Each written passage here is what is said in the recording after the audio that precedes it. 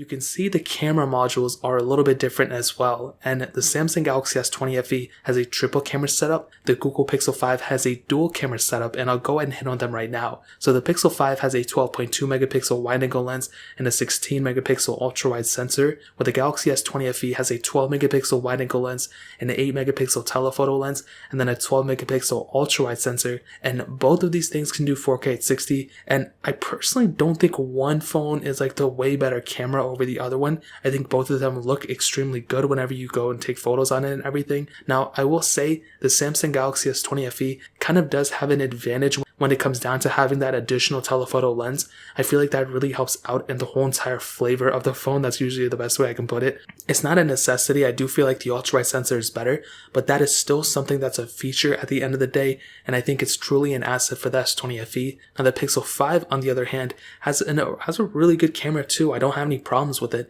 and I think for day-to-day tasks, I mean, if you're trying to film like a bunch of videos and like trying to do some really crazy stuff on your phone, like, you know, I feel like these phones will probably be around the same. However, keep in mind that with the S20 FE, you will have those pro video options and pretty much more features built into that native camera app over the Google Pixel 5. So if it's a big deal to you, then keep that in mind. If it's not, then obviously it doesn't matter. But I think for a lot of people, having the more features is probably the better way to go than not. And I'll probably say maybe the Galaxy S20 FE has the better camera just because of the features and the telephoto lens and all that stuff. But the Pixel 5's camera is really good as well. Now on the front, this is where the bigger difference lie, I think. With the Samsung Galaxy S20 FE, you have a 32 megapixel lens. The Pixel 5 has an 8 megapixel lens, and you can only do 1080p at 30 on the front camera of the Pixel 5, but you can do 4K at 60 on the front camera of the S20 FE. And like I said before, that's a pretty big asset for it. You want to have, 4K 60 on the front camera if you can, and the fact that we have it on the S20 FE